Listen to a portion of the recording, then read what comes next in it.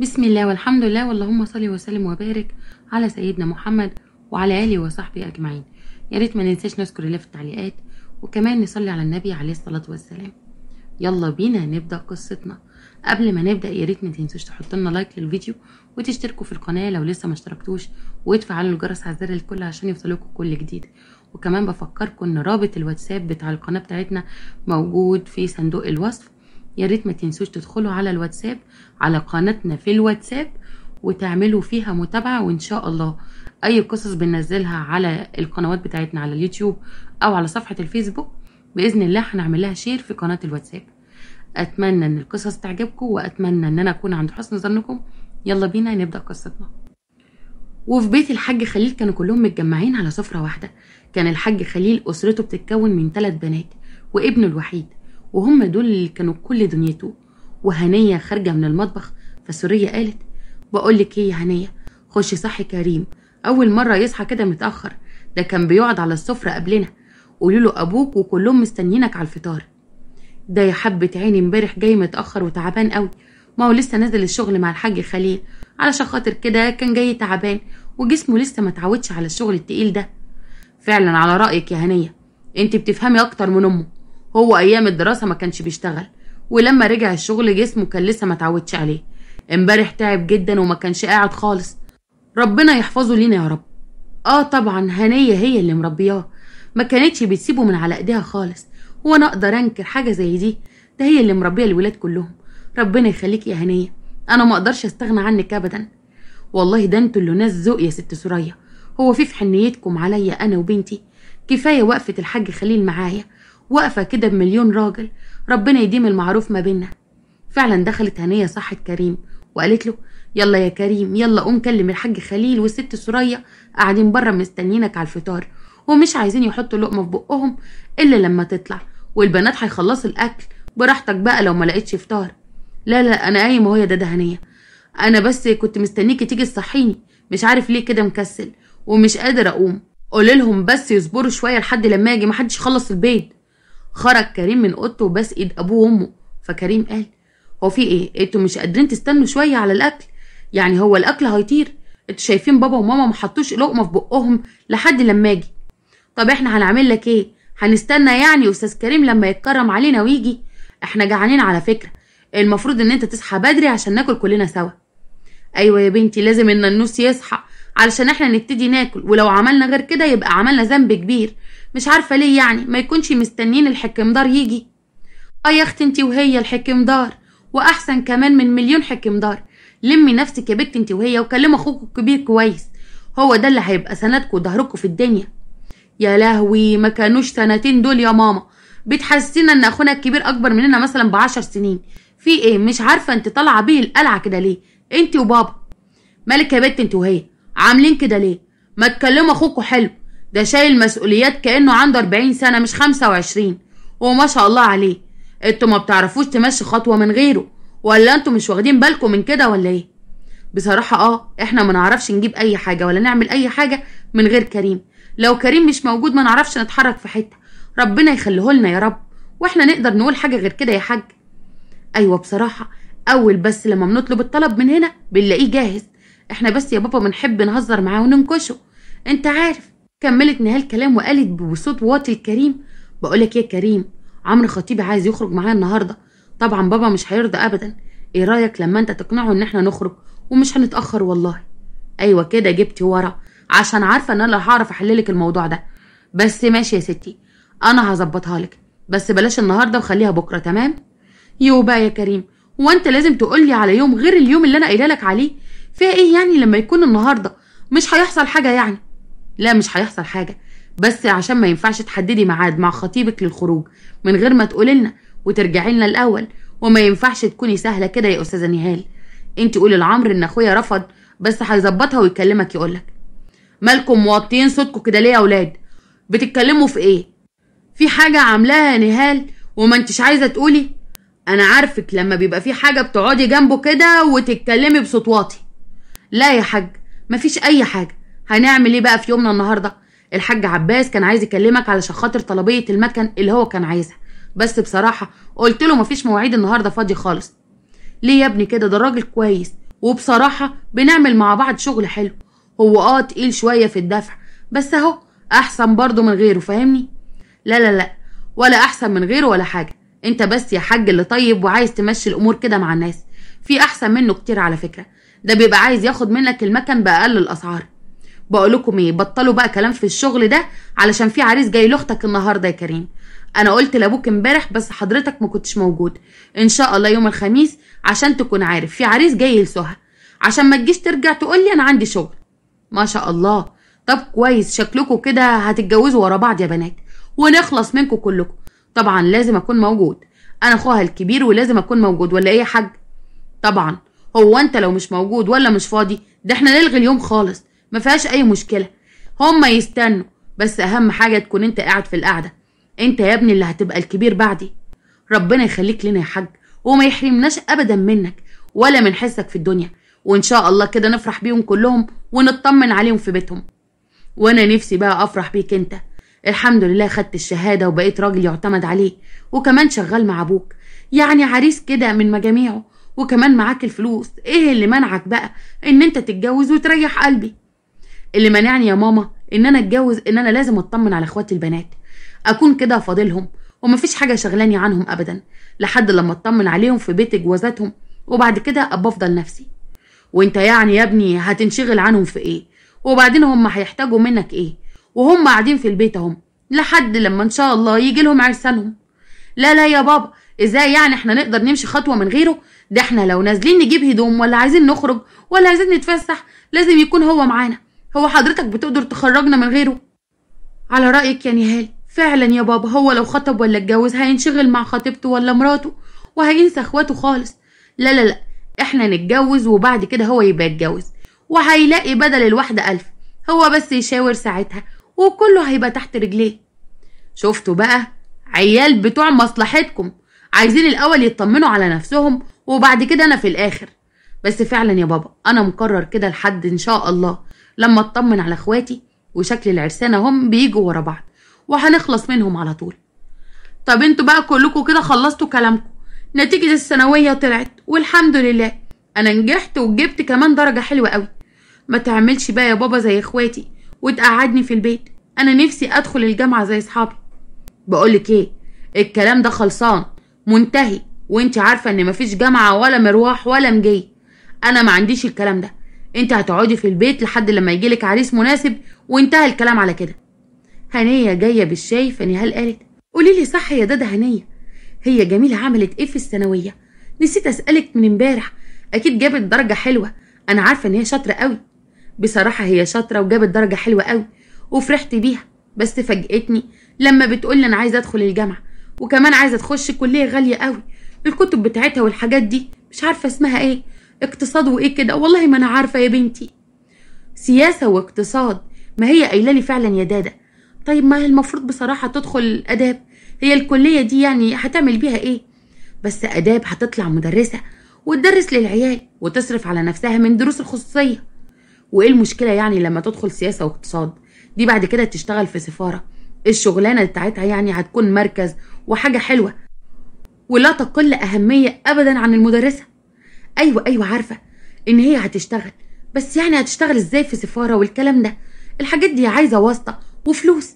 معلش يعني يا دادا هنية، وانتوا على القد خالص ومش هتقدروا. يا بنتي فهماكي. طب بعد إذنكم بقى، واللي فيه الخير يقدمه ربنا. أنا أصلا بفكر إن هي تكتفي بالثانوية.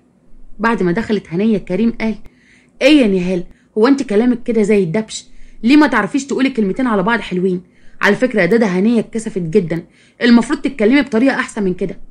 هي قالت ايه يعني يا كريم؟ ما هي فعلا بتقول حاجة صح، هي لو اشتغلت مدرسة هتكون احسن، بس ازاي بقى هتشتغل يا سيدي في سفارة؟ ولا هو الشغل اللي انت بتقول عليه ده مش عايز واسطة وعايز شكل اجتماعي؟ بس خلاص، احنا لازم لما نقعد نفطر ولا نتغدى كل واحد يجي يقول كلمة، نقعد على الاكل ساعة ولا ساعتين. يلا يا ابني علشان ورانا شغل وحاجات كتير، احنا لو فضلنا نقعد نرغي مع اخواتك مش هنروح النهاردة الشغل خالص. فعلا راح خليل وكريم على شغلهم. كانت هنية بتعمل شغل البيت، كانت مش قادرة وتعبانة وضغطت على نفسها لحد لما خلصت وظبطت الدنيا، وقالت لسوريا معلش يا ست سوريا، هروح بدري النهاردة عشان تعبانة شوية، بس مرضتش امشي من بدري غير لما اخلص لكم كل حاجه، عشان عارفه لو مشيت مفيش حاجه هتتعمل. فعلا شكلك باين عليه انك تعبانه، لو تعبانه ما تجيش بكره وريحي في البيت، مفيش اي مشكله. وهو خلي البنات الموكوسين اللي عندي دول يظبطوا شويه حاجات، مع اني عارفه ان هم مش هيعملوا لي اي حاجه. ما انت عارفه هو انا اللي هقولك عليهم. هشوف كده، لو ما قدرتش برضو هاجي هتصل بيكي وهقولك.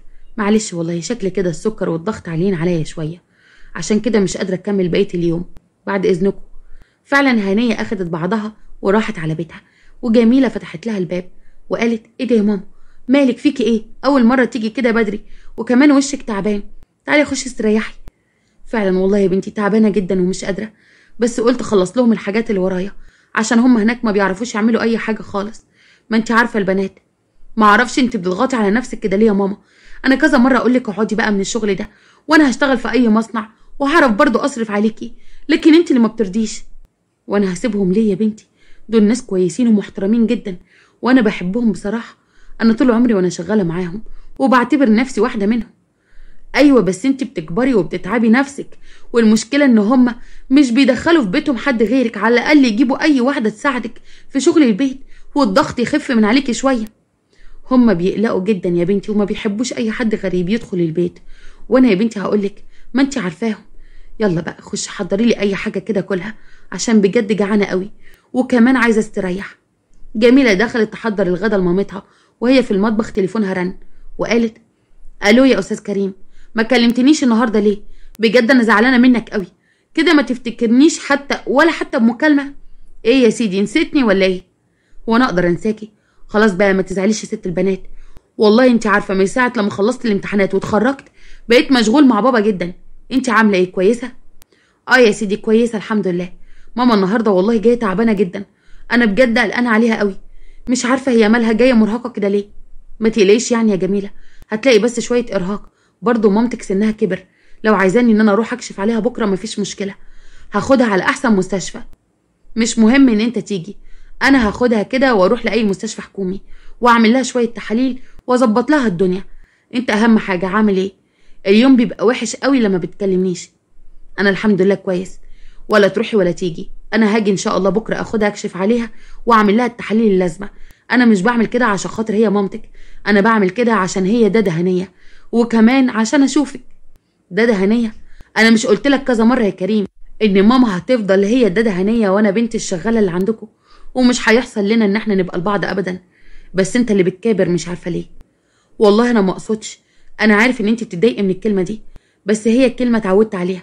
بس في نفس الوقت انت عارفه انا بحب مامتك قد ايه، وبحب اتكلم معاها في كل حاجه، دي عارفه حاجات عني اكتر من ماما، بس انت اللي ضاغطه عليا ومش راضيه تخليني اقول لها. والله يا كريم انا حاسه ان احنا بنتكلم على الفاضي ومش هيحصل حاجه، بس في نفس الوقت مش عارفه امنع نفسي ان انا احبك وان انا ما اتكلمش معاك. وانا لو خايفه ان ماما لو عرفت بالموضوع ده يبقى نهايه علاقتنا ببعض. فهمت انا مش عايزه اقول ليه؟ انا بس مستني ان اخواتي يتجوزوا والدنيا كده تهدى، وانا هكلم بابا في موضوعنا، وانا متاكد ان هو هيوافق على طول، ده بيحبك جدا وبيحب ماما هنيه. ايه رايك بقى يا ستي في الكلمه دي؟ طالعه حلوه مني صح؟ طبعا طالعه حلوه منك، بس انا عارفه ومتاكده ان باباك ومامتك هيقولوا لا، وهيقولوا جميله لا، ان انا عايزه اوصل لك ان هم بيحبونا عشان احنا مخلصين ليهم بس، وان ماما بتعمل لهم الشغل اللي هو عاجبهم. اكتر من كده هبقى مرات ابنهم؟ لا طبعا دي صعبه قوي. في ايه بقى يا جميله؟ هي طالبه معاكي نكد ولا ايه؟ على فكره بابا وماما مش بالتفكير ده خالص، خليكي عندك تفاؤل كده، ومش كل حاجه تقولي عليها كده. يلا انا هقفل دلوقتي واكلمك لما اروح البيت عشان بابا بينادي عليا. قفلت جميله مع كريم، وكانت خايفه قوي ان كريم يبعد عنها او موضوعهم يخلص على كده وما يبقوش مع بعض. حضرت الغدا وطلعت قعدت مع مامتها وقعدت تتكلم معاها، وقالت بقولك ايه يا ماما، انا مش هكمل في موضوع الجامعه ده، مش هينفع ان انا اكمل، انا عارفه ان هتبقى مصاريف الجامعه جامده عليكي، انا هكتفي قوي بالثانويه وخلاص. بصراحه انا قلت اقولك كده يا بنتي، بس كنت خايفه اقولك كده اكسر فرحتك. انا عارفه ان انت شاطره وكنت حابه ان انت تكملي بقيه دراستك ويبقى ليكي شأن، بس نعمل ايه؟ مفيش حاجه في ايدينا. والله ما اكدبش عليك يا ماما، كان نفسي اعمل قوي كده، بس الظروف مش هتساعدنا، وفي نفس الوقت ان شاء الله لما ربنا يكرمني واتجوز من واحد كويس اكيد هكمل تعليمي. امتى يا بنتي ربنا يطمن قلبي عليكي كده من ناحيتك وتتجوزي واشوفك احلى عروسه؟ بجد هكون مبسوطه جدا، وان شاء الله تكوني مع راجل يقدرك. يا رب يا ماما، ده اللي انا بتمناه، ان ربنا يعوضنا خير. وبعدين انا لما اتجوز هاخدك معايا، ولا هخليكي تشتغلي، ولا هتروحي في اي حته، علشان تبقي عارفه. ايه رايك بقى ان انتي ما تشتغليش وانا اللي اشتغل واصرف عليكي من دلوقتي؟ يا ريت توافقي يا ماما. لا لا يا حبيبتي، ما ينفعش. انا اصلا عايزه اشتغل عشان خاطر جهازك، ده انا هدخلك باحسن جهاز، وانتي مش هتقدري لوحدك. كفايه بس مصاريف البيت عليكي، وانا من شغلي ده هجهزك بقى، عشان اول لما العريس يجي تكوني جاهزه من كل حاجه. قعدت جميله مع مامتها وكانوا مبسوطين وبيتكلموا في كل حاجه. نروح عند كريم وهو قاعد في المصنع مع خليل. كريم قال: بقولك ايه يا بابا، ان شاء الله بكره سهى هتنزل تجيب فستان عشان تقابل بيه العريس. ايه رايك بقى لما نهال وعمرو يروحوا معاهم؟ اصل بصراحه انا مش هقدر اروح معاها بكره، وورايا كام مشوار. انت عارف ان انا ما بحبش المواضيع دي، ان البنت تخرج مع خطيبها والكلام ده، بس ما دام انت قلت كده ماشي، هعديها المره دي. بس هتروح تقول له تعال اخرج مع اختي؟ هتبقى شكلها وحش يا جدع، مش اخلاقك ولا طبعك خالص. ما تقلقش انت من الموضوع ده يا حاج. وبعدين هو نفسه من زمان ان هو يخرج هو ونهال، فاحنا يعني كده هنبقى نسيب له فرصه. وبعدين هم ناقص لهم كام شهر ويتجوزوا، يعني هتبقى مراته وحلاله وبلاله. بس ما بقتش لسه مراته ولا حلاله يا كريم. وبعدين انا عايزك تتكلم معاه وتشوف موضوع العفش ده. انا حاسس ان هو ما اتحركش ولا خطوه، وده ينفع يا ابني ان هو هيتجوز البنت ببلاش كده؟ هو انا عشان وافقت يقوم بقى يعمل فيها قوي كده؟ ازاي يعني يا حاج؟ هو بيقول ان هو محوش فلوس العفش، واول ما تقول له ان هم ينزلوا يجيبوا العفش هيبقى معاه الفلوس. ما تقلقش انت من حاجه زي كده. انا برضو اللي ممسكني فيه ان نهال بتحبه. خلاص ما دام انت قلت كده تمام.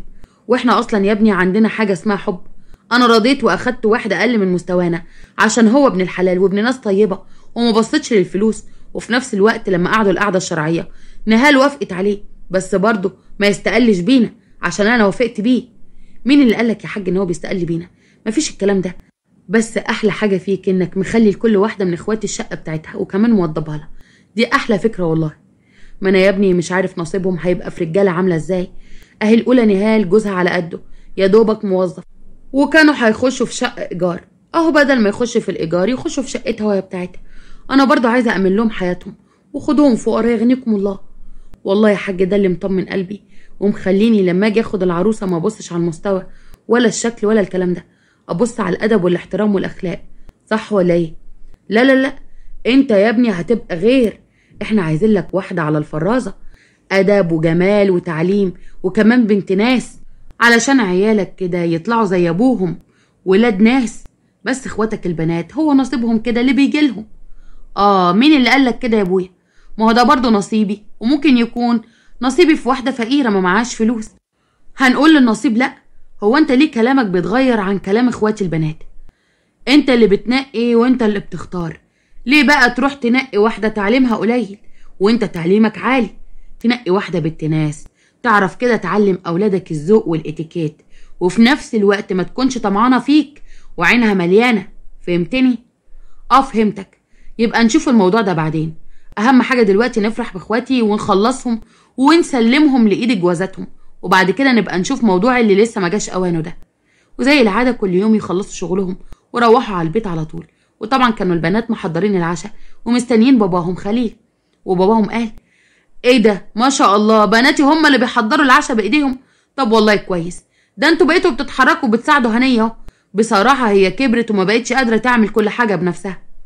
قالت النهارده ان هي تعبانه، وقلنا بقى نحضر لبابا احسن عشاء. هي بصراحه اللي مجهزه كل حاجه، واحنا بس حطيناها على السفره. هو احنا نقدر نعمل حاجه اكتر من كده؟ لا يا حبيبتي اتعلمي، انت مش هتتجوزي واحد معاه اللي معانا، يعني انت اللي هتعملي كل حاجه بايدك في بيتك. المفروض تتعلمي كل حاجه يا استاذه نهال عشان تعملي في بيتك كده زي الشاطره. وانت فين يا حبيبي؟ ربنا يخليك ليا، ما انا هعيش هنا في نفس البيت، يعني هجيب واحده 3 ايام كده في الاسبوع تظبط لي الدنيا، وانت يعني هتخلي بنتك حبيبتك تتعب نفسها؟ دي داخله على طمع قوي يا بابا. خلي بالك من نهال، دي ما بتسيبش حقها، وكمان بتبقى عايزه تاخد اكتر من حقها، عشان تبقى عارف. ولا انا اللي هقولك عليها؟ خليل اللي ضحك وقال: انا اصلا بعمل كل ده عشان خاطر مين؟ ما هو علشانكم، ربنا يخليكم ليا واقدر افرحكم. بقولك ايه يا سهى، بكره هتروحي تجيبي فستان عشان تقابلي بيه العريس. ربنا يخليك ليا يا بابا. انا فعلا كنت عايزه اجيب فستان كده يكون حلو، بس بصراحه قلت بقى ما اقولكش، انا لسه جايبه فستان في فرح صاحبتي، قلت بقى مش مشكله. لا يا ستي، ده اقتراح كريم، ما ينفعش طبعا اخته تقابل العريس باي فستان. انت عارفه كريم بيحب يدلعكوا ازاي. انت يا نهال اتفتحت لك طاقه من السما، هتخرجي انت وعمرو بكره مع سهى. بجد يا بابا؟ والله انا فرحانه جدا. انا ما بخرجش مع عمرو خالص يا بابا. هقول لك ايه بس، يلا لما بيجي يقعد معانا في البيت هنا بيبقى بالساعه كانه مأجر عجله ولا حاجه.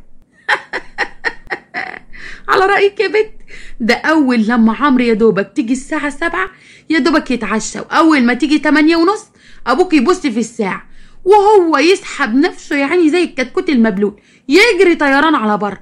ما هو عارف لو طول إيه اللي هيحصل فيه. هو أنتوا مش عايزين تمشوا بالأصول ولا إيه؟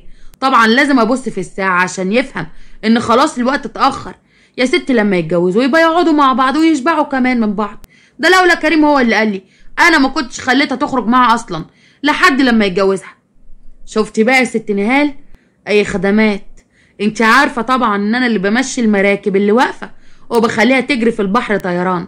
بس بقولك ايه، ما تنسيش وانت جايه من الخروجه دي تجيبي لي هديه حلوه كده من عينيا الاتنين. ربنا يخليك ليا يا حبيبي، هو انا ليا غيرك؟ انت اللي مدلعنا ومظبطنا. تقولي الكلمه من هنا بابا يمشيها على طول من هنا. انا داخله بقى اتصل على عمرو وافرحه ان احنا هنخرج. بنت يا نهال، عمرو ايه اللي تكلميه دلوقتي؟ الساعه خلاص داخله على 10، تبقي تكلميه الصبح يا حبيبتي. يلا اقعدي بلا سهوكه وقله ادب. قعدوا يتعشوا وكانوا مبسوطين جدا. وخليل قال بقولك ايه يا كريم، الصبح تروح تشوف الست هنيه عامله ايه، ولو لسه تعبانه يا ابني خدها وديها على الدكتور. حقها علينا برضو ان احنا نطمن عليها. والله يا بابا انا كنت هعمل كده من غير ما تقول، سنها برضو كبر. النهارده كان شكلها تعبان جدا الصبح، بس انا والله ما خدتش في بالي وقلت شويه ارهاق وهيروحوا لحالهم. والله دي ست جدعه جدا، فضلت قاعده لحد لما خلصت البيت وضغطت على نفسها وقالت انا ما رضيتش اسيب البيت فيه اي حاجه. روح يا ابني شوفها، لو محتاجه اي حاجه خليك معاها. خلاص اول لما اصحى الصبح بابا يروح على المصنع وانا هروح على دادا هنيه واشوف عامله ايه، ولو كده ممكن اخليها تاخد اجازه حتى اسبوع لحد لما تستريح. واحنا بقى نعمل ايه في الاسبوع ده؟ والناس اللي جايه لنا بعد يومين هيبقى في حاجات كتير قوي عايزه تتظبط واحنا ما بنعرفش نعمل اي حاجه. خلاص يا ماما قولي لها بقى على جميله هي اللي تيجي مكانها تعمل الحاجات دي. اقول لها على جميله فيها ايه يعني؟ كانت بتيجي وكانت بتعمل كل حاجه، هي بس من ساعه لما دخلت الثانويه ما اعرفش ما بقتش تيجي ليه. وانا لو قلت لهنيه مش هتقول حاجه. كريم كان قاعد متضايق جدا ان هم هيتصلوا بجميله علشان عارف ومتاكد ان جميله هتكون متضايقه. راح كريم اتدخل في الكلام وقال طب بلاش جميله، ممكن اجيب لكم اي حد من المكتب وخلاص. يعني مادام هي ما بقتش تيجي من الثانويه هتجبروها ليه ان هي تيجي بدل مامتها؟ لا لا لا، انا ما بحبش موضوع المكاتب ولا الكلام ده. انا بحب ناس كده اللي انا متعوده عليهم على قديمه. وبعدين لازم تيجي بدل امها. انا شايفه على فكره ان ما فيهاش اي مشكله. ايوه يا كريم فيها ايه يعني؟ ايه المشكله؟ وبعدين هو احنا هنربطها ونقول لها غصب عنك هتعملي؟ ماما هتتصل بيها وتديها الاوردر وهي تيجي من غير اي كلمه. وبعدين ده الطبيعي بتاعهم، مش حاجه جديده عليهم ان هي تزعل. ليه بقى يعني الزعل؟ لا لا لا، جميله اصلا رافعه مناخيرها كده لفوق، حتى لما ماما بتديها هدوم من اللي عندنا ما بترضاش تلبسها ابدا. وقال ايه بتروح تجيب الجديد؟ هي ناسيه ان هي كانت بتاخد هدومنا وهي صغيره؟ في ايه؟ هي جميله هتبقى حديث الساعه بتاعتكم ولا ايه؟ وبعدين وهي صغيره حاجه ولما كبرت حاجه، دي حريه شخصيه. يعني مالكم متنمرين ومتكبرين كده ليه؟ لا لا لا، متكبرين ايه؟ احنا بنحب نتكلم معاها جدا على فكره، بس هي اللي عامله فرق مش عارفه ليه. صح يا نهال انت وسهى؟ ايوه، انا بفضل اتكلم معاها واسلم عليها وكمان بعلق لها على الستوري بتاع الواتس بتاعها، يعني تحمد ربنا ان انا بكلمها وعاملاها زي صاحبتي. وانا والله كمان يا بنتي يا نهال كمان بخش لها على الستوري بتاع الواتس بتاعها وبعلق لها على البوستات بتاعه الفيسبوك. عايزه ايه تاني؟ عاملين لها صاحبتنا ولا مش عاملين؟ عايزه ايه مننا يعني؟ لا بصراحه انتوا تاخدوا جايزه نوبل في الهبل والهيافه. بقول لكم ايه، انتوا صدعتوني.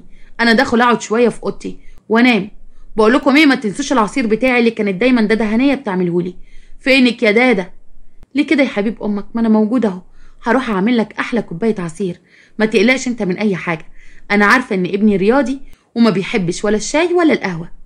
دخل كريم اوضته، كان متضايق جدا من طريقه كلام اخواته ومامته على جميله، وكان حاسس ان الموضوع هيكون صعب جدا، بس طبعا مش بيصدر الفكره دي لجميله علشان ما تتضايقش. طبعا تاني يوم الصبح زي العادة قاموا فطروا مع بعض واتكلموا في أحوال الدنيا، وخليل طلع على المصنع وكريم راح على هنية. خبط على الباب وجميلة فتحت له، كانت لسه صاحية من النوم. فكريم قال: ايه ده؟ هو في حد بيبقى صاحي من النوم وشكله حلو كده؟ لا لا لا، ده انا محظوظ بقى قوي بالعروسة المستقبلية. هي فين بقى ماما هنية؟ يا نهار ابيض عليك يا كريم، هو انت ليه ما قلتليش ان انت جاي؟ ماشي تعملها كده فيا؟ انا عارفة ان انت عايز تيجي وتلاقيني شعري منكوش ومش قادرة افتح عينيا عشان تمسكها زل عليا. شاطرة، ما انتي بتعرفي تفهميها اهو، هي طايرة. ايوه بالظبط كده، عايز امسكها عليكي زلة وكمان هصورك بالكاميرا. اخص عليك يا كريم، ما تصورنيش بقى وانا بالمنظر ده، ما ينفعش كده.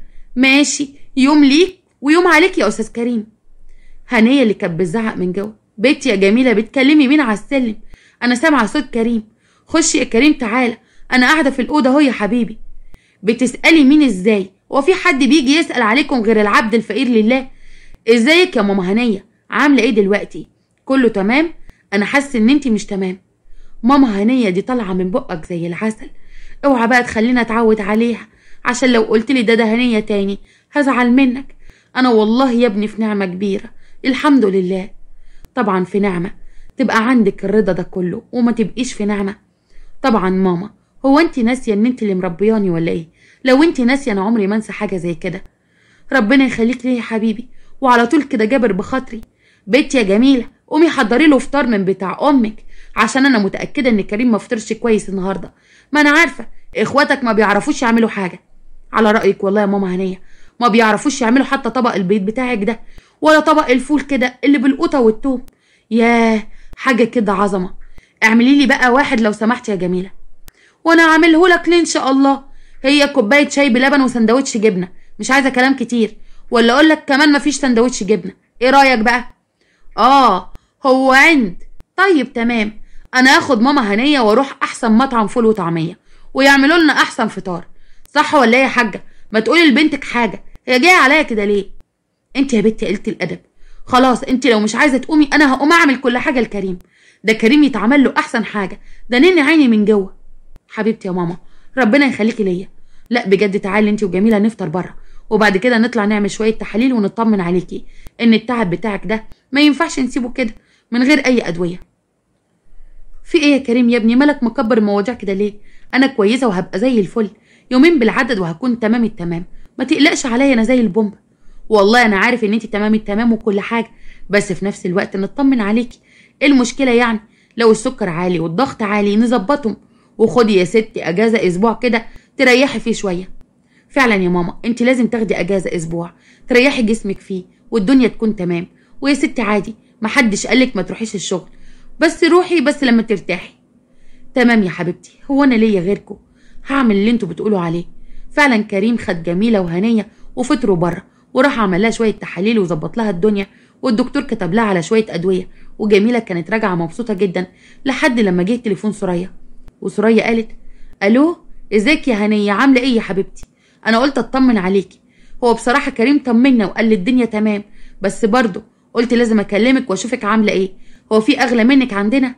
حبيبتي ربنا يخليكي لينا يا ست سوريا، الله يكرمه والله ما سابنيش وفضل معايا لحد لما التحاليل خلصت وكل حاجة بقت تمام.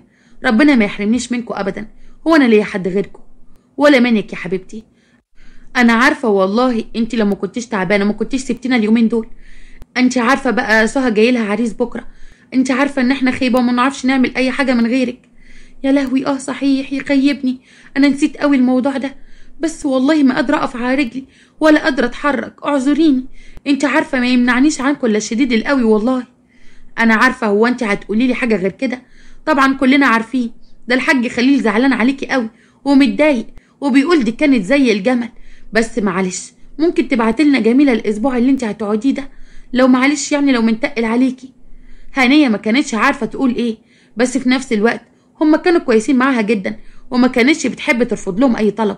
راحت قالت: خلاص يا حبيبتي، هشوف كده دنيتها فيها ايه وهكلمك وارد عليكي، وانتوا طبعا خيركم علينا، بس انت عارفة البنات بقى. يا نهار ابيض يا هنية، هو انت هتعزي بنتك عني ولا ايه؟ لا لا لا، ده انا كده ازعل منك قوي. ده انا قلت اول لما اتصل بهنية مش هتقدر تقولي اي حاجة وهتبعتلي على طول جميلة، وانت خايفة على بنتك مني. دي زي بناتي، هو انا هقولك؟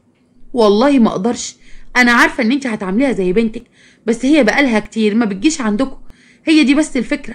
خلاص يا حبيبتي، بكره من بدري هتلاقوا جميله عندكم، وانت عارفه ان هي بتعمل حلويات وحاجات حلوه جميله هتعجبكم، ان شاء الله تعمل لكم احسن حاجه. قفلت هنيه وما كانتش عارفه تقول لجميله ايه، قعدت تفكر كده لحد بالليل، لحد ما تجيبها لها بطريقه حلوه. ونروح عند سهى ونهال، نزلوا يجيبوا الفستان طبعا من احسن مول، وعمرو كان معاهم خطيب نهال، وقال والله ما اعرفش بتروحوا الاماكن الغاليه دي ليه؟ هو ايه عقده الخواجه اللي عندكم دي؟ ما في محلات بتبقى ارخص من كده وحلوه وفيها حاجات جميله، بس انت لو كنت سمعتي كلام يا سهى كنت لبستك احلى حاجه والله. لا لا يا عمرو، انا ما بحبش اجيب من اي حته، بابا معودني على كده. بقول لك ايه، امشي معانا وانت ساكت، ولا انت بقى خايف تعزمنا هنا في مطعم يكون غالي عليك؟ ما انا عارفاك جلده. ايه اللي انت بتقولي ده؟ عيب عليك على فكره، انا بعرف اصرف قوي، انا محوش جمعيه وما رضيتش اصرفها عشان خاطر الخروجه دي. انا عارف ان انتوا هتخلوني اصرف اللي ورايا واللي قدامي النهارده. في ايه يا عمرو؟ بطل بخل شويه، هو احنا بنخرج معاك كل يوم؟ ده احنا من ساعه لما اتخطبنا يا راجل ما خرجناش خروجه واحده. بطل بقى اللي انت فيه ده، الحكايه كلها هتصرف لك مثلا 2000 جنيه في خروجه، مش حكايه يعني ولا قصه. مش حكايه، ايه يعني 2000 جنيه؟ انت تعرفي ان انا بصرف طول الشهر 500 جنيه، وما تقوليش انت بتصرف وبتجيب بيهم ايه، عشان هرد عليكي واقولك هما ال 500 جنيه هجيب بيهم عيش حاف، ويا دوبك ممكن اجيب لي في الاسبوع مره ولا مرتين فول، والحمد لله كده اتعشت. يا نهار ابيض عليا، عشان كده لما بتيجي تتعشى معانا ما بتبطلش اكل. هتعمل ايه يا اخويا لما تتجوزني؟ لا لا لا، انا ما بحبش العيشه دي، عشان تكون فاهم انا متعوده على العز. عليكي، انا كل ده بحوش عشان خاطر جوازنا، وبعدين انت بقى خليكي كده شاطره، وبعد شهر ولا شهرين من جوازنا تخلي ابوكي يشغلني معاه في المصنع، ونعيش برضو احلى عيشه. اظهر وبان عليك الامان، ما انا عارفه ان انت شكلك كده داخل على طمع. شفت خطيبك بيرسم على ايه؟ ان هو يشتغل في مصنع ابوكي، مش يقول لا انا هجتهد عشان خاطر مراتي حبيبتي. وفيها ايه يعني لما يشتغل في مصنع حماه؟ ما هو ده كان المطلوب اصلا، وانا اللي كنت هقوله، اهو جابها من قصرها وهو اللي قالها. بطلي انت بقى ومالكيش دعوه بينا. انا بقى بحب نهال عشان هي فاهمه كل حاجه وعارفه تمشي حياتها ازاي. انت بقى يا استاذه سهى هتتجوزي مهندس، يعني الفلوس معاه حلوه، احنا يا ستي على باب الله، ايه اللي مضايقك انت يعني؟ والله لا تسكت. حكم انا حاسه ان الموضوع لا صيت ولا غنى. في حاجه عرفتها من صاحبتي، اصل هو اخوها، فبتقولي ان هو هياخدني ويسافر، وانا بصراحه مش عايزه كده.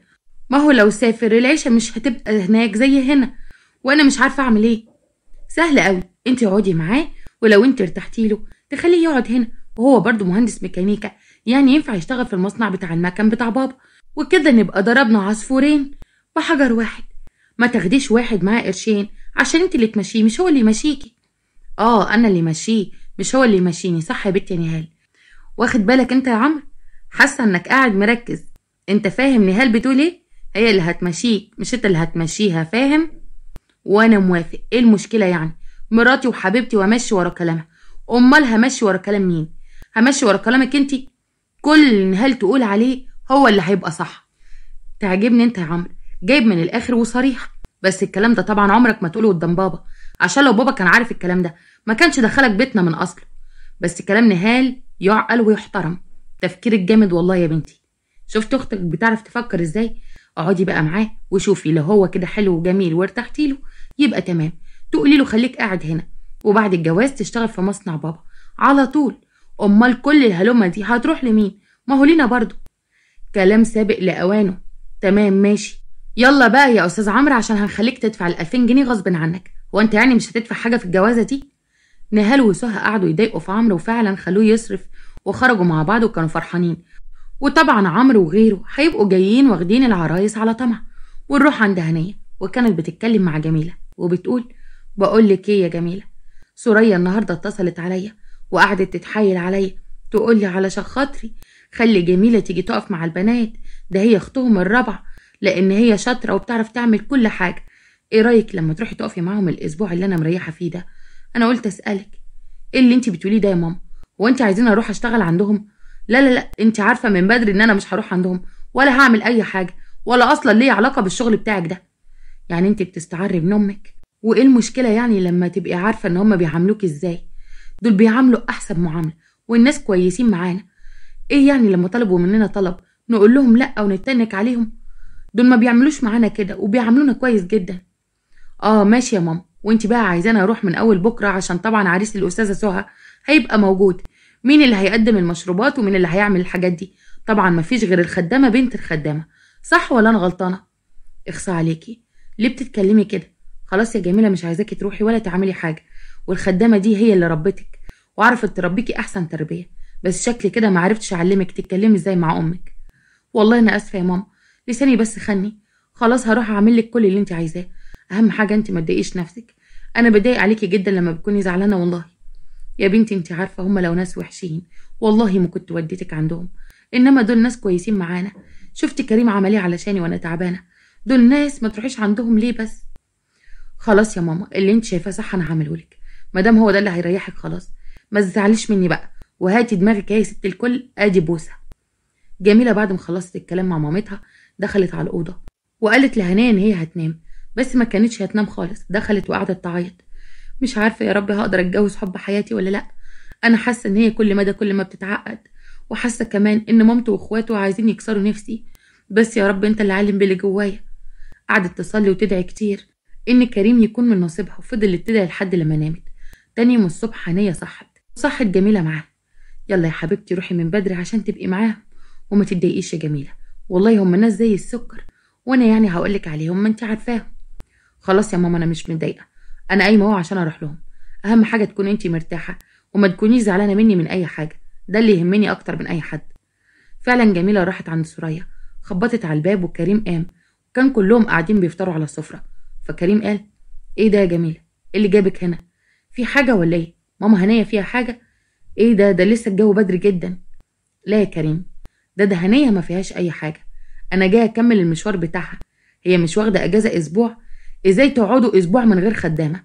فبنت الخدامه جت عشان تخدمك اهو، بعد اذنك عشان ادخل. ايه اللي انت بتقوليه ده؟ انت لو متضايقه كان ايه اللي جابك؟ ما كنتيش جيتي يا جميله، شكلك كمان معيط. انا قلت لماما انها ما تتصلش بيكي ولا تقول لكم على حاجه. الست سوريا ازاي ما تتصلش بيا؟ لا طبعا لازم تكسر نفسي. بعد اذنك يا استاذ كريم عشان ادخل اشوف اللي ورايا. دخلت جميله وهم بيفطروا، فسوريا قالت ازيك يا جميله يا حبيبتي، انا عارفه ان هي كانت هتصدق معايا في الميعاد.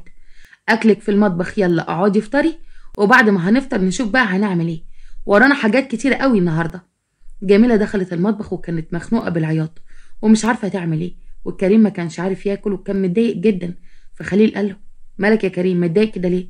انت حتى يا ابني اللقمه ما اكلتهاش، في حاجه حصلت؟ ما انت كنت كويس وما كانش فيك حاجه. لا يا بابا عادي، ما تاخدش في بالك، دماغي بس صدعت فجاه. انا هقوم اعمل لنفسي كوبايه نسكافيه عشان دماغي تظبط شويه. يا نهار ابيض، نسكافيه؟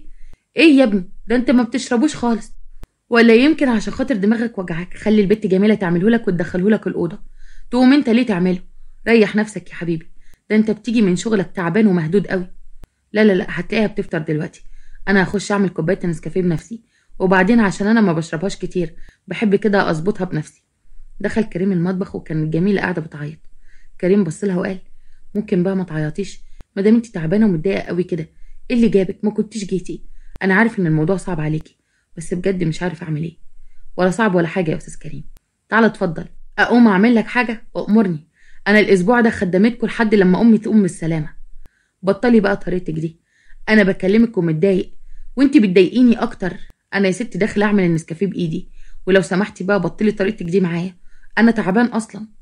نفسي ابطل طريقتي يا كريم، بس مش عارفه اعبر لك، انا خايفه قوي خايفه قوي يا كريم ما تكونش ليا، انا بجد بموت. عارف وحاسس ان الموضوع هيبقى صعب، بس ان شاء الله احنا هنكون لبعض. انا عمري ما اخد حد غيرك، فاهمه؟ ما تقوليش كده وما تقلقيش ابدا من حاجه زي كده. كريم عمره ما هيكون ندل ابدا.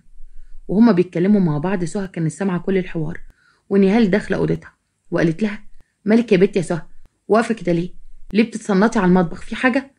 بس يا بت وطي صوتك، تعالي على اوضتنا وانا هحكي لك على كل حاجه، ده احنا فضحتنا هتكون بجلاجل من اخوكي روميو والاميره جولييت. تعالي نخش الاوضه مادام ما حد يسمعنا. وبعد ما دخلوا الاوضه نهال قالت ايه بقى يا ستي، سمعتي ايه وايه اللي حصل؟ ما انا عارفه ان مفيش حاجه بتعدي في البيت ده من تحت ايدك، لازم تكوني عارفاها. سهى قعدت حكت كل حاجه سمعتها من كريم وجميله. يا نهار ابيض يا بنت يا جميله، ده انت طلعتي خبيثه خباثه، وعارفه بتعملي ايه كويس. بترسمي على الواد الوحيد عشان تلمي كل حاجه. ما انا عارفه ان البت دي حربوقه طول عمرها.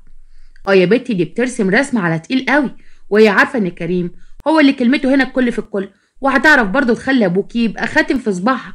انت عارفه ان البت دي دماغها جباره. تفتكري ابوكي هيوافق عليها؟ يا اختي، اول لما هيروح يقول له انا بحبها وعايزها ممكن يزمزق شويه، بس بعد كده هيقول له اللي انت عايزه يا ابني يا حبيبي. ما انت عارفه ابوكي ما بيرفضش الكريم طلب. يا نهار ابيض، لا لا لا، الجوازه دي عمرها ما تتم. احنا عايزين اصلا كريم ما يتجوزش. ده لو اتجوز وخلف يبقى خلاص كل الخير اللي عند بابا هيبقى الكريم وعياله. انت عارفه ابوكي بيموت في كريم قوي.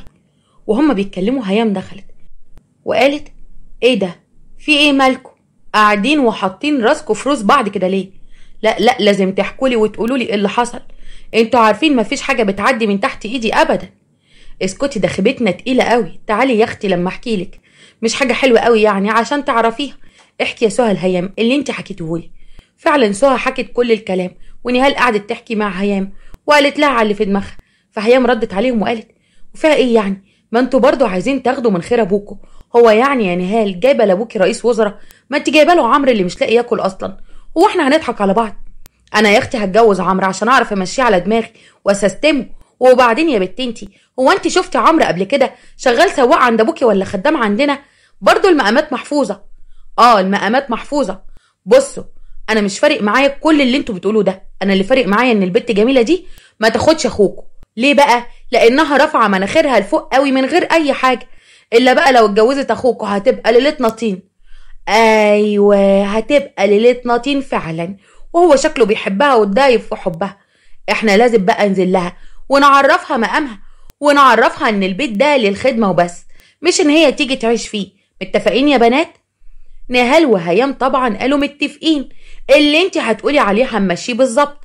احنا بس نخلص اليوم بتاعك النهارده ونشوف عريس الغفله وبعد كده نتصرف. خرجت نهال من الاوضه وراها سهام وهيام. دخلوا الجميله على المطبخ. نهال قالت ايه يا جميله مالك واقفه كده ليه يا حبيبتي؟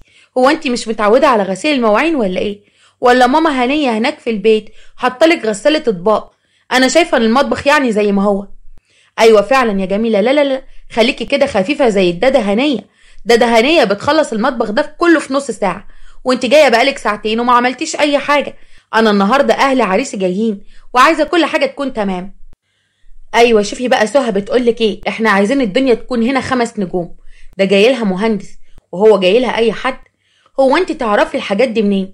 ما هي داده هنيه قافله عليكي قوي. في ايه مالك انت وهي؟ حاضر، كل حاجه ان شاء الله هتخلص. وبعدين انا كنت بفطر وبشرب النسكافيه. دخل عليهم كريم وقال في ايه يا هيام انت وسهى ونهال؟ مالكوا بتكلموها كده ليه؟ اطلعوا سيبوها هي تعمل اللي هي عايزاه. هو انتوا كنتوا بتقفوا على راس ماما هنيه كده؟ ايه هي داده هنيه بقت ماما هنيه؟ ده اللي هي مين يعني قصدك على داده هنيه؟ في ايه مالك؟ بقيت بتقول لها يعني يا ماما؟ تعالي يا ماما شوفي ابنك بيقول على الداده ماما. لا لا لا، ده كلام بقى جديد خالص. ايه اللي فيه كلام جديد؟ انتوا عارفين قد ايه ان انا متعلق في ماما هنيه، وهي اللي مربياني وعارفاني اكتر من ماما، وماما عارفه كده. ايه الجديد يعني؟ الجديد بقى ان هي بقت اسمها ماما مش داده. يلا يا كريم، بابا بينادي عليك ومالكش دعوه انت بحاجات المطبخ دي. واحنا بنعمل ايه؟ خليك انت في المصنع مع بابا ومالكش دعوه بالبيت، احنا بنعمل فيه كل حاجه. سوريا دخلت عليهم. مالكوا يا عيال في ايه؟ بتكلموا اخوكوا كده ليه وبتقولوا له انزل؟ هو براحته يا حبيبتي، يقعد في البيت براحته، ما حدش يكلم ابني كده، فاهمين ولا لا؟ هقولك يا ماما احنا ليه بنكلم كريم كده وانت اشهدي. نتكلم يا كريم ولا ما نتكلمش؟ اختار انت براحتك. لا لا لا، ما تتكلموش، ومش عايز رغي كتير. انا هسيبلك بناتك الحرابيق دول واروح اشوف بابا، معرفش هما مالهم سخنين قوي كده. يلا ربنا يهديهم يا ابني. بقول لكم ايه، انتوا التلاتة خشوا اقعدوا في اوضتكم، ومش عايزه وجع دماغ عشان اقول بقى الجميله تعمل ايه بالظبط. انا عارفه ان انت شاطره، بس هقولك كده على شويه حاجات عايزاكي تعمليهم. طيب يا ماما، ابقى شوفي انت جميله بقى هتعمل ايه عشان ما تبوظش الدنيا، واحنا هنخش نقعد في الاوضه. بقولك ايه يا جميله، قبل ما تعملي اي حاجه هنا اعملي لنا قهوه بالبندق لو سمحتي، احنا بنحبها سكر زياده، ودخليها لنا على الاوضه. في ايه يا نهال، حبكه القهوه بالبندق دلوقتي؟ طيب خشوا وهي هتجيبها لكم، ويا رب بقى تبطلوا طلبات في يومكم اللي مش هيخلص النهارده ده. وبعد ما نهال وهيام وسهى دخلوا على اوضتهم، سوريا قالت: عارفه ما بيعملوش كده مع امك ابدا، بس انت ايه واخدينك صاحبتهم، يعني بيهزروا معاكي وكده، اوعي تكوني زعلتي منهم، انت عارفه هما بيحبوكي قد ايه. جميله غيرت الكلام وقالت: قولي يا طنط سوريا عايزه مني ايه وانا هعملهولك، وقبل لما اعمل اي حاجه هعمل لهم القهوه وادخلها لهم، ده شغلي ولازم يتعمل على اكمل وجه، على الاقل الاسبوع اللي ماما تعبانه فيه ده. جميله عملت القهوه ودخلتها لهم من غير اي كلام، وكانت بتتعمد ان هي تجنبهم خالص عشان هي متاكده ان هم بيتعمدوا ان هم يضايقوها. جه ميعاد العريس وكانت سهى فرحانه جدا بالعريس ده، وطبعا قال ان هو هياخدها ويسافر، وهي سكتت ومرضتش تتكلم معاه في حاجه، بس قال ان هو هيتجوز خلال شهرين. احنا عادي نقدر نجهز بنتنا خلال شهرين، انت بقى جاهز بشقه هنا ولا هيبقى شقتك في سفر برضه؟ معلش اعذرنا، بس لازم نعرف راسنا من رجلينا. بصراحه يا عمي كل حاجه هتبقى هناك، والشقه بتاعتي والعفش هيبقى هناك، انا مش هجيب حاجه نهائي هنا، بس ده ما ينفعش. طب بقول لك ايه، انا عامل لكل بنت شقه، ايه رايك لما تفرشها لها وتجيب لها عفش كويس يكون هنا، على الاقل لما تنزلوا من السفر تلاقوا حته تقعدوا فيها. خلاص على بركه الله، مفيش اي مشكله، انا هعمل كده عشان خاطر حضرتك، مع اني ما كنتش مفكر في حاجه زي كده خالص، بس تمام ننزل نجيب العفش وعلى بركه الله. ان شاء الله. شكلك كده جاي جاهز ومعاك وعايز تخلص، وانا ما بحبش الخطوبه ان هي تطول. تمام، شوفوا من اول بكره تنزلوا تجيبوا العفش ونخلي الشبكه وكتب الكتاب والفرح كلهم مع بعض. اتفقوا على كل حاجه، ومشي نادر واهله، وخليل قال: ايه رايك يا كريم في كلام اللي اسمه نادر ده؟ عايز يخلص كل حاجه بسرعه بسرعه، بس شكله ابن ناس وكمان طريقته حلوه جدا، فانا خايف يعني على البنت ان هي تسافر. والله يا بابا مادام هي اختارت وقالت تمام يبقى على بركه الله. كويس برضو ان هي فكره الشقه بتاعتها دي، ان انت تخليه يجيب لها عفش هنا غير هناك. ايوه، ما نضمن لها حقها باي حاجه، كانش ينفع يعمل لها شبكه ويكتب كتاب وياخدها ويسافر. بقول لك ايه رايك لما نعمل لنهال وسهى يتجوزوا في يوم واحد؟ والله تبقى حاجه جميله جدا يا بابا، والفرحه تكون فرحتين كده. عمرو قال ان هو شايل فلوس العفش، نجيبه ونكلمه ونخليه يجيب العفش بالمره مع نادر، ويبقوا هما الاتنين سوا. فعلا خليه اتكلم عمرو وقال له تمام مفيش مشكله يا عمي. عمرو هم نازلين يجيبوا العفش، فعمل حركه ذكيه منه وادى الفلوس اللي معاه كلها لكريم. وعمرو قال له: بص بقى يا ابو نسب، خلي الفلوس معاك، انا بعتبرك ان انت كبير، مش كبير سنا بس، لا كبير المقام، فخلي الفلوس معاك انت وانت اللي تحاسب، وانا هكون مبسوط بحاجه زي كده قوي. ازاي يعني يا عم عمرو؟ هيكون نادر بيحاسب على عفشه وانا اللي اخش احاسب لك على عفشك؟ طبعا ما ينفعش يا ابني. والله الفلوس ما هي راجعه، خليها معاك، وانا ما بيفرقش معايا الشكليات دي، انا اهم حاجه عندي ان احنا كده نتقرب من بعض واكبرك يا كبير. فعلا كلهم نزلوا عشان ينقلوا العفش. كان نادر بيجيب احلى حاجه لسهى لانه كان معاه شويه فلوس حلوين، وقال يبين نفسه قدام الحاج خليل ان هو تقيل ويعرف يسد.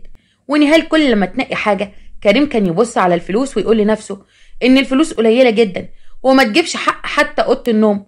اعمل ايه دلوقتي وانا مش عايز اكسر فرحتها قدام اختها؟ وقرر كريم ان هو يجيب لها كل حاجه من حر ماله هو عشان ما يزعلش اخته. بس في نفس الوقت كريم كان ذكي جدا، وبرضه عرف اخته ان هو اللي جاب لها وزود على الفلوس بتاعت عمرو. ربنا يخليك ليه يا رب يا اخويا، والله ما عارفه اقول لك ايه على اللي انت بتعمله معايا ده، ما كسرتنيش ولا كسرت نفسي قدام نسايب سهى، وجبت لي زيها. اهم حاجه تكوني مبسوطه، ده اللي يهمني، وان شاء الله هو بقى يجتهد كده ويعيشك عيشه تليق بيكي، هو ده اللي يهمني، ان هو يتقي ربنا فيكي. خليل طبعا كان واخد باله من كريم ومن اللي هو بيعمله، وكان متضايق جدا، بس مرضيش يعمل مشكله اثناء ما هو بيجيب العفش. ولما رجعوا البيت خليل قال: بقولك ايه يا كريم، ايه اللي انت عملته مع عمرو خطيب اختك ده؟ مش هو المفروض اللي يجيب عفشه؟ ليه كنت بتزود له على الفلوس بتاعته؟ هو احنا هنجوزه عروسه ببلاش ولا ايه؟ خلاص بقى يا حاج، انت عارف ظروفه، هنكسفه ليه قدام عريس سهى؟ وبعدين دي نقطتي لاختي، ما فيهاش اي حاجه، يعني اي حاجه انا عملتها علشان خاطر اختي.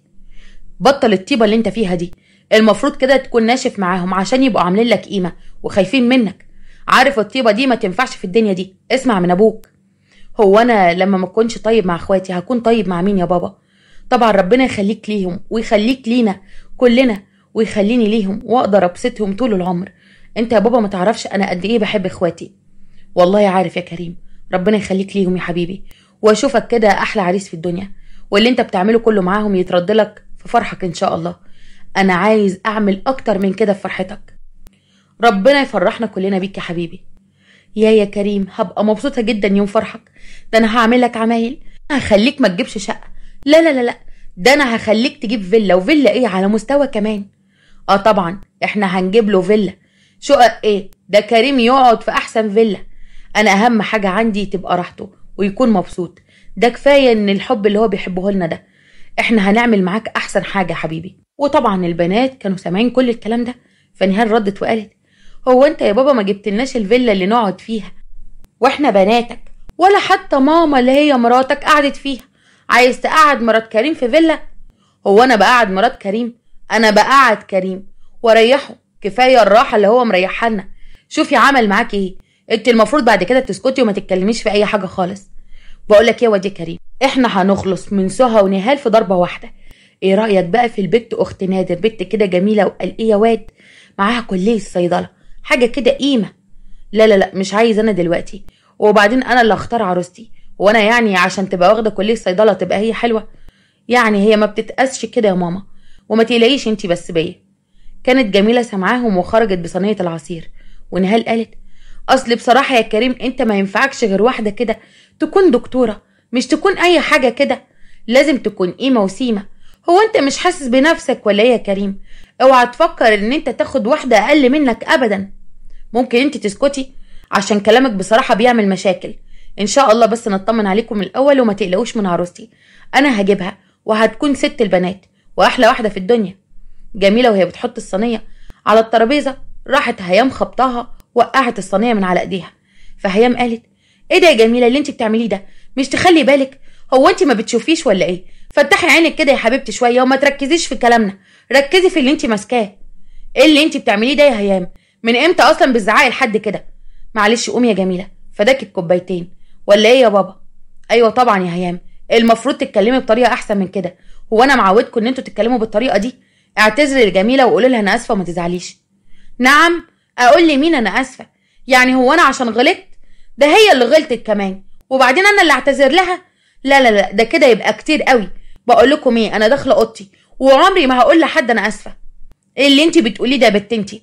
بقول لك قولي لها انا اسفه ومش عايز كلام كتير، وبعدين انا هبقى اعلمك ازاي تتكلمي بطريقه احسن من كده. فعلا هيام اعتذرت لجميله، وجميله حست ان ممكن خليل قلبه يلين من ناحيتها ويبقى واقف معاهم في موضوع جوازهم ده. وما كانش فارق معاها خالص اخواته البنات، كانت كله بتفكر ان كريم يكون بس من حظها ونصيبها. وطبعا تمت جواز سهى ونهال. جميله روحت على بيتها وقالت لمامتها: بقولك يا ماما، مفيش شغل بعد كده، خلاص الشغل ده انتهى. عشان تبقي عارفه، قولي لهم انا تعبانه وهنزل اشتغل في اي مصنع، تمام؟ والله صعب عليا فعلا يا بنتي، بس فعلا انا تعبت وخلاص مش قادره. اللي انت عايزاه انا هعمله لك. جميله بست هنيه وقالت: حبيبتي يا ماما، ربنا يخليك ليا، على طول كده تكوني مريحاني وسامعه كلامي. ايوه كده، خليكي كده وانا مش هخليكي محتاجه اي حاجه. دخلت اوضتها وكلمت كريم وحكت له: خلاص ماما مش هتيجي تشتغل عندكم تاني، مش كده هيبقى احسن؟ طبعا هيبقى احسن، عشان هو ده اللي هيريحك، مع ان انا متعود ان انا اشوفها كل يوم. بس خلاص مفيش مشكله، اهم حاجه تكون انت مبسوطه. انا مش هكون مبسوطه غير لما اكون معاك وجنبك، بس ان شاء الله حاسه ان هي قربت. انا عندي يقين من ربنا ان احنا هنكون لبعض ان شاء الله. قعد كريم يتكلم مع جميله لحد لما نام. عدى شهرين وكانت سهى ونهال وعمرو ونادر قاعدين مع بعض في شقتهم. وسهى ابتدت الكلام مع نادر وقالت: بقولك يا نادر، انا حاسه ان انت عاجبك القعده هنا، ايه رايك لما تشتغل في مصنع ابويا؟ وبدل ما تسافر وتتبهدل وتتمرمط وتعمل ده كله، اعمل كده زي عمرو وده هيبقى الاحسن. والله كنت بفكر في الموضوع ده جدا، انا اتعلقت بيكي قوي وما بقيتش حابب ان انا اسافر، واتعلقت كمان في المكان هنا. خلاص مفيش مشكله، انا كنت عارفه انك هتوافق. انت بقى يا عمرو عليك انت المهمه دي، ان انت تكلم بابا. طبعا مفيش اي مشكله، عشان نسيبي يبقى شغال معايا، الباشمهندس اللي هيمسك المصنع وانا امسك الحسابات. في ايه يا عم عمرو، هو انت ناسي كريم ولا ايه؟ كريم هو الكل في الكل، ولا انت مش واخد بالك من الموضوع ده؟ لا طبعا واخد بالي، بس كريم طيب لدرجه ان هو بيسلم لي كل حاجه وبيخليني امشي الدنيا، بس في نفس الوقت بيكون مركز قوي برضه. لا كريم ناصح قوي وما بيعديش حاجه من تحت ايده. اقول لك ايه يا عمرو، احمد صاحبك اللي كان محتاج عروسه ده، ايه رايك لما نجوزه الهيام عشان جوازاتنا كلها تبقى زي بعض، وتبقوا انتوا التلاته كده في ايد بعض، وما تدخلوش حد غريب يمسك حاجات ابويا. ايه رايكم في الفكره دي؟ دي دماغ شغاله ما بتنامش، الفكره دي حلوه قوي، علشان ما يخشش حد غريب، يبقى انتوا التلاته كده اصحاب في بعض. طب قول لصاحبك ده وشوف هو هيقول لك ايه. طبعا ده ما هيصدق، ده هو نفسه كان بيتحايل عليا، بس قلت له بعد كده ما نظبط نفسنا احنا نبقى نشوف الموضوع ده. خلاص يا نهال، انت تكلمي اختك الاول عشان تكون برضو في الصوره. فعلا اقتنعت هيام. كان جوز هيام نفس جوازاتهم، وجوز هيام دخل معاهم في الحزب. وفي يوم كان سوريا وخليل قاعدين بيفطروا مع كريم، وطبعا ما كانش في حد من البنات خالص. فكريم ابتدى بالكلام وقال: بقول لك ايه يا بابا، انا بقى خلاص اطمنت على اخواتي والدنيا كده بقت تمام. انا عايزه اتجوز، وانا عارف ان انتوا مستنيين الخبر ده بقالكوا كتير. يا قلبي، يا الف نهار ابيض، يا الف نهار مبروك. طبعا مستنيين الخبر ده بقالنا كتير. مين بقى العروسه؟ احنا عايزين كده عروسه ايه تبقى على الفرازه، مش اي حد. انت كريم ابن الحاج خليل. انا عايزه اتجوز جميله، محترمه جدا وكويسه. انا بصراحه بحبها بقالي كتير، بس كنت مأجل الموضوع ده لحد لما اخواتي يتجوزوا، والحمد لله احنا اطمنا عليهم. مين جميله؟ مين جميله؟ انا معرفش حد بالاسم ده من عيلتنا. يعني احنا نعرفها يا ابني؟ بتكلمني كأن انا عارفاها كويس. في ايه يا ماما؟ هو احنا عندنا كذا جميله؟ هي جميله واحده بس، بنت دادا هنيه. ايه رايك يا بابا فيها؟ مش محترمه وكويسه جدا؟ يا نهار ابيض اللي انت بتقوله ده. لا لا لا، ما عندناش الكلام ده يا حبيبي. انت ما تاخدش اللي اسمها جميله دي، ده انت تاخد ست البنات. يا نهار ابيض عليا. في ايه يا ماما؟ مالها جميله؟ ما جميله ست البنات برضو، وما شفتش واحده في ادبها وفي احترامها وشاطره. عايزه ايه تاني؟ لو على التعليم انا هخليها تكمل تعليمها وهي في البيت عندي. هو مش القصد يا ابني، بس يعني ما شفتش غير جميله. ما في بنات كتيره حلوه ما شاء الله عليهم. في بنات ولاد اصحابي حلوين قوي. ايه رايك لما تشوف واحده منهم؟ بقول لكم ايه عشان تكونوا عارفين، انا مش هاخد غيرها. وحطوا ده في دماغكم جدا عشان تكونوا فاهمين.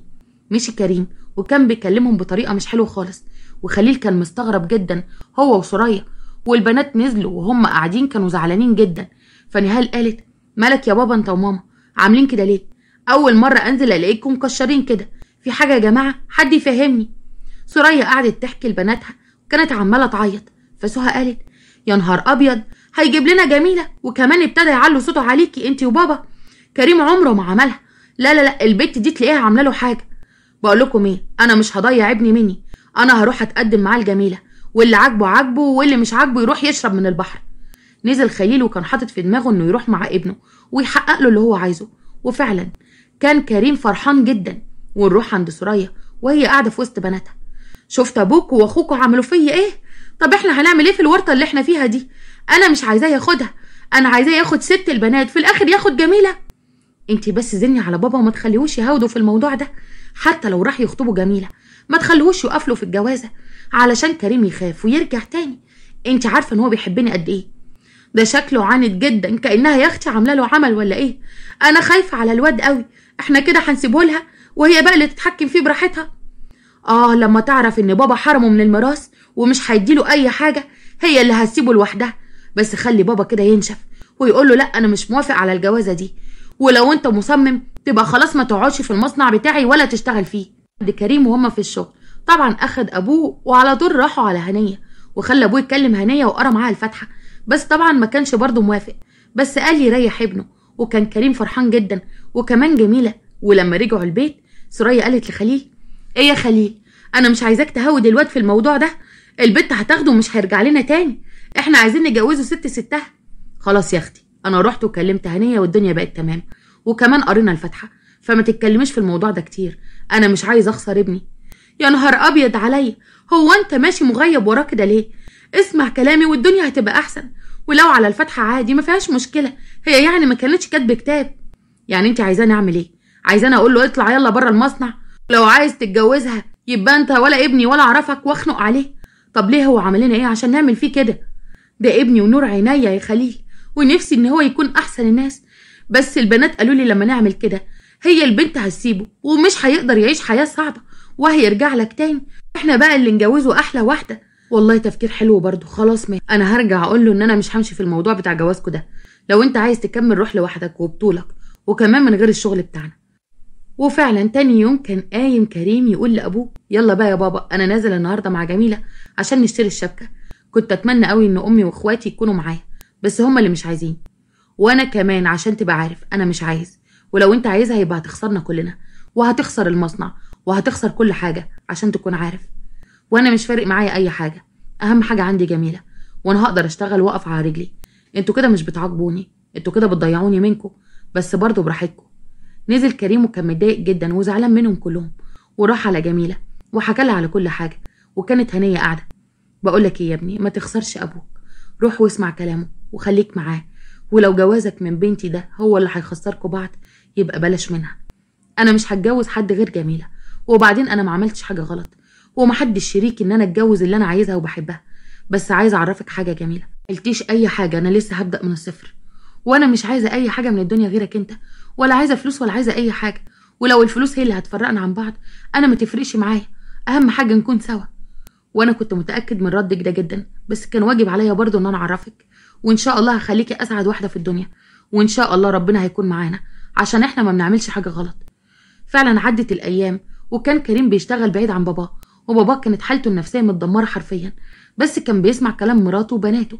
طبعا البنات كانوا عايزين كريم يفضل بعيد كده عشان جوازاتهم هم اللي يمسكوا كل حاجة. جه يوم فرح كريم، وكان عامل فرح صغير جدا، اتجوزوا في شقة صغيرة. اول لما دخلوا البيت كريم قال الحمد لله ان ربنا جمعنا ببعض. معلش يا حبيبتي، انا اسف على الشقة الصغيرة والعفش اللي مش قد كده، بس ان شاء الله الايام الجاية ربنا يفتحها علينا واجيب لك احسن الحاجات. انا مش عايزة اي حاجة غيرك انت، والله كفاية اللي انت عملته علشاني، ربنا ما يحرمنيش منك ابدا، وان شاء الله مع بعض على كل حاجة حلوة ومرة هنعملها مع بعض. عدت الشهور، وكان احمد وعمرو ونادر هما اللي ماسكين المصنع وناهبينه وسارقينه، وكان خليل في دنيا تانية. وفي يوم وسرية قاعدة مع خليل قالت بقولك ايه، البعد خلاص تعبنا، وانا مش قادرة ابعد عن ابني اكتر من كده، اتصل وقول له ان احنا محتاجينك، وكريم قلبه مش قاسي هيجيلنا على طول. انا كنت لسه والله يا سرية بفكر في الموضوع ده، ازاي ابننا الوحيد يبقى عايش بعيد عننا كده وتعبان في حياته، والغرب هم اللي عايشين في الخير ده كله. انا هتصل بيه دلوقتي ونروح عند كريم. وكانت جميلة فرحانة جدا ان هي حامل، وكان كريم بيحتفل معاها بخبر الحمل ده، ولقى التليفون بيرن. كريم بص على التليفون وقال ايه ده بابا اللي بيرن عليا. يا بابا، بقالك 6 شهور ما بترنش عليا مكالمة، يا رب يكون قلبك حن عليا، وخبر الحمل ده يكون وشه حلو علينا كلنا. فعلا خليل كلم كريم وقال له يا ابني تعالى لي، انا نفسي اشوفك انا وامك، وانا تعبان قوي يا كريم، اوعى ما تجيش، انت عارف انا بحبك قد ايه. حبيبي يا بابا، كان نفسي من بدري تقولي كلمتين زي دول، انا جاي لك انا ومراتي، وكمان هقولك على احلى خبر، مراتي حامل يا احلى اب في الدنيا. ما شاء الله يا ابني، ربنا يا ابني يحفظكم ويتم عليكم بنعمته، انا مستنيينك انا وامك، وهات مراتك وانت جاي.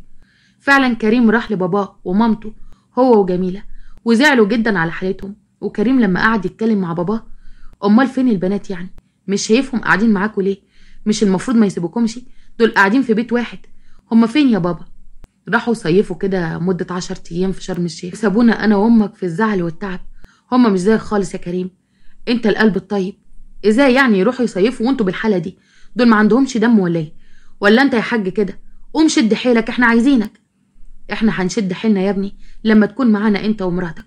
روح يلا هات هدومك وتعالى اقعد معانا، وما تبعدش عننا ابدا تاني. القرار ده انا ما اقدرش اخده لوحدي، جميلة اهي قدامكم اهي، لو قالت لي تمام هاجي، ولو قالت مش هينفع طبعا ما اقدرش اغصبها ان هي تقعد في حته غصب عنها. لا جميله بنت اصول، ومش هتقولك ابعد عن اهلك ابدا، ده هي اللي هتخليك تقعد معانا. صح يا جميله في كلامي ولا انا غلطان؟ لا طبعا يا عمي، انت فوق راسي انت وطنط سوريا، ومفيش اي مشكله، هقعد معاك انا وكريم، وهتبقى في احلى من القعده دي. فعلا كريم وجميله قعدوا مع سوريا هي وخليل، وخلال ال10 ايام اللي كانوا مسافرين فيهم شرم الشيخ البنات، خليل ابتدى يتعافى وكان مبسوط جدا ان كريم رجع. واليوم التاسع كريم قال لخليل بقولك يا بابا، انا هنزل كده اشوف ايه اخبار المصنع، بقالي كتير ما رحتوش، وبصراحه وحشني جدا، واشوف برضو التطورات الجديده اللي عملوها. طبعا انا كنت بقولك كده، الحمد لله بقيت كويس، بس قدامي اسبوع كده عشان اقدر ارجع معاك المصنع تاني. روح يا حبيبي اتهنى في مالك وفي مال ابوك، العمال انت وحشتهم قوي. فعلا راح كريم، وكان كل العمال فرحانين جدا بوجوده، وفي نفس الوقت كانوا عايزين يقولوا له كلام كتير عن جوازات اخواته اللي مبوظين الدنيا خالص وسارقين المصنع ونهبينه.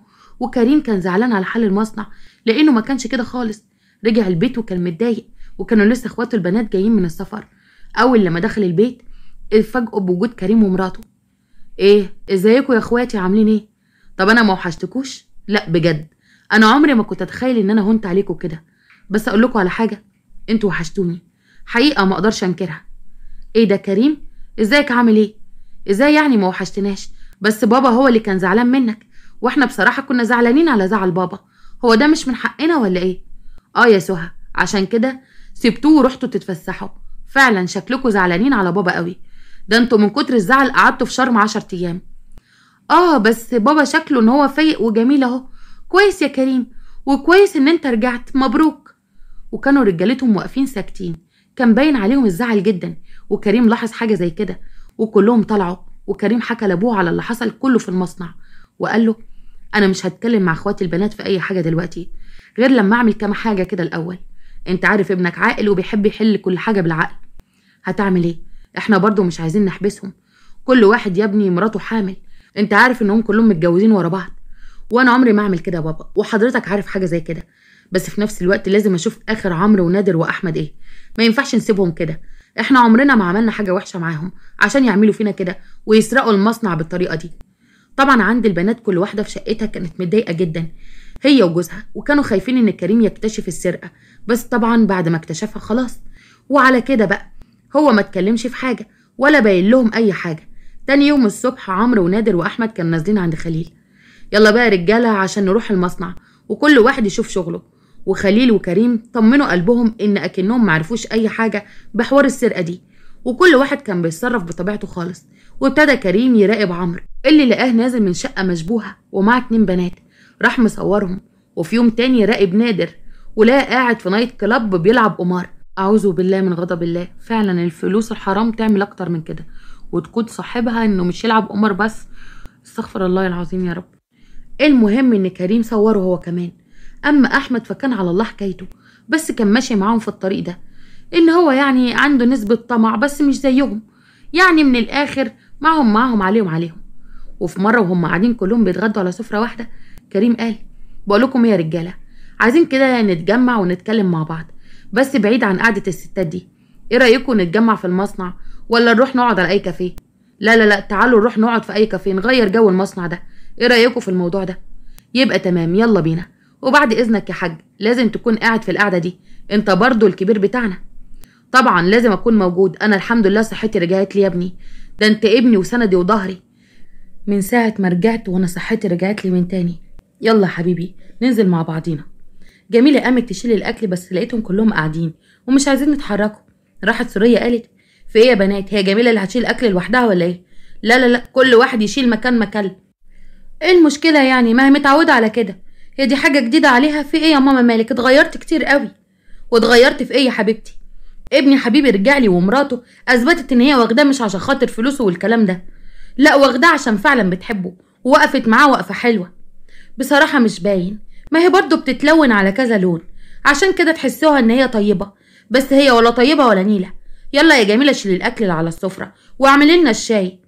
لا مفيش منه الكلام ده حبيبتي، انا مش هشيل غير اللي انا اكلت فيه انا وكريم وماما وبابا، وهعمل الشاي ليا انا وماما، غير كده محدش له حاجة عندي. تمام؟ اكيد كده كلكم سمعتوا. ما شاء الله بقى اسمهم ماما وبابا. كنت الاول يا ست سوريا ويا حاج خليل، عشنا وشفنا يا ولاد الخدامات، بقت عينيهم مفتوحة علينا قد كده.